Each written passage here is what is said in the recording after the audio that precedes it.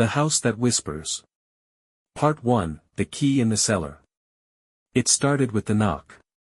3 slow raps on the door at 3:17 a.m.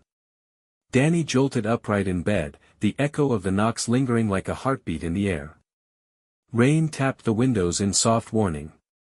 The old house groaned beneath the storm, the kind of groan that didn't sound like settling wood, but like something shifting beneath the floorboards. She lived alone, ever since her grandmother passed. The house had been in the family for generations, an ancient Victorian estate on the edge of Grey Hollow, where streetlights died early and shadows stretched a little too far. Danny slipped from her bed, heart punching her ribs.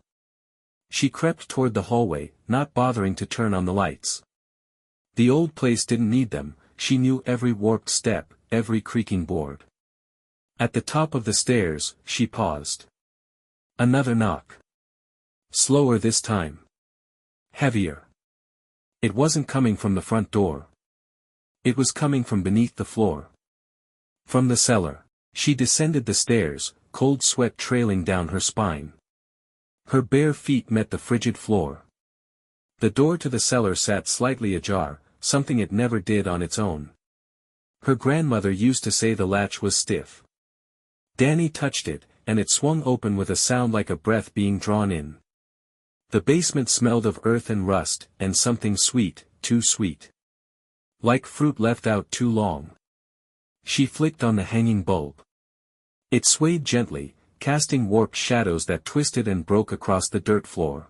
Shelves lined the walls, holding jars of old preserves, yellowed newspapers, boxes labeled in her grandmother's neat script. And then, at the far corner of the basement, the dirt had been disturbed. A patch of earth freshly dug. And in the middle of it, half buried, lay a key. Long iron. Ornate. Covered in something dark. It hadn't been there before. She was sure of it. She felt it before she touched it, a vibration in her chest. Like the hum of a tuning fork or distant thunder. She knelt, fingers trembling, and pried the key free. The bulb flickered. Then buzzed. Then burst, shattering glass across the floor. In the sudden dark, something breathed behind her. She turned, too fast, scraping her palm on broken glass. But no one was there. Just the dark. Just her own panicked breath.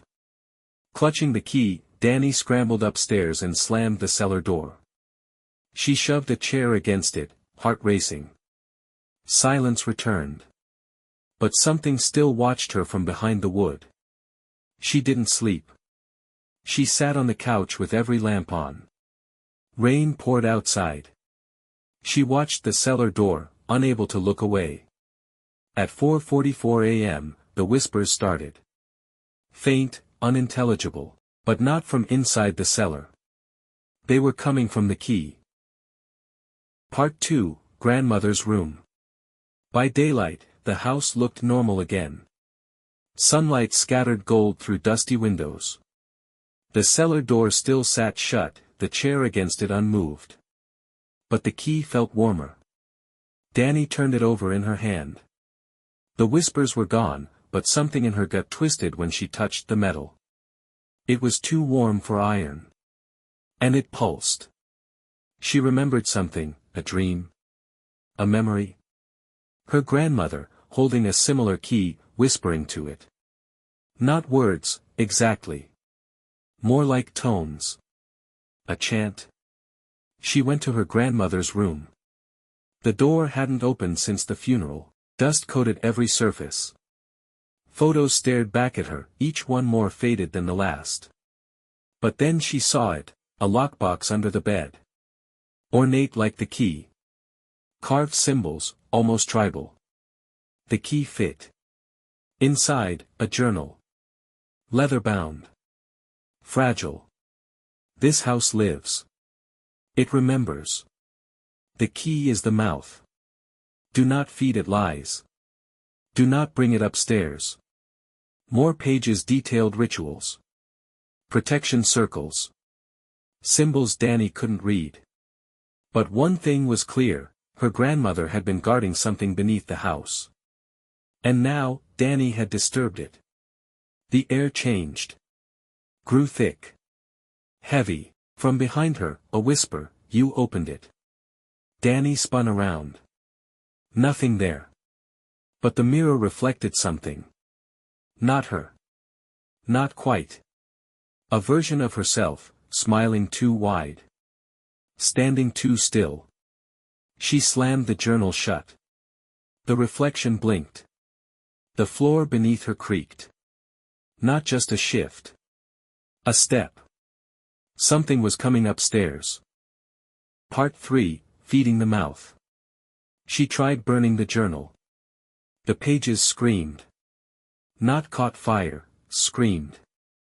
Danny dropped it, sobbing, hands trembling. The journal didn't burn. It just sat there, slightly pulsing. Breathing. That night, the whispers became words. "We are hungry." From the walls. The floor. Her own mouth, when she slept. Every light bulb burst at 3:17 a.m. The cellar door swung open by itself. She didn't go down. Not that night. But in dreams, she walked the stairs. Over and over. Holding the key. Unlocking a door that wasn't there during the day. A door made of flesh. The next day, she found dead birds on the porch. Arranged in a circle.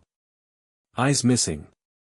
Inside the house, dirt had begun to rise from the vents. Little piles in corners. The house was becoming hollow. She called her uncle. He didn't answer. But hours later, a message appeared on her wall, written in his handwriting. She fed it. "You can't starve it now." The journal had changed. New entries. In her own handwriting. "Tonight, I will feed it the truth." She didn't write that. But she knew what it meant. Part 4, The Mouth Opens. The truth. That was the final entry. And the cellar had changed. It was no longer a cellar. Stairs led deeper than they should. Twisting stone corridors that shouldn't fit beneath a house. The walls breathed. She followed the whispers. The key grew hot. At the end of the hall, a door. Tall. Flesh-like. Beating. The key turned itself. Inside, a room of mirrors, but they didn't show her. They showed the house. Watching. Remembering. In one mirror, her grandmother. Mouth sewn shut. Hands outstretched. In another, Danny herself, eyes black, holding a child. The last mirror was a hole. She fell through. Into her own bed. Morning. But everything was off, colors too faded. Sound muffled. Outside, no birds. No sky. Just gray. She walked to the cellar. Still open. The journal was gone. The key melted into the floor. And then she heard her grandmother's voice, "Now you guard it." The cellar door closed. Locked. Behind her, the house exhaled. It was satisfied.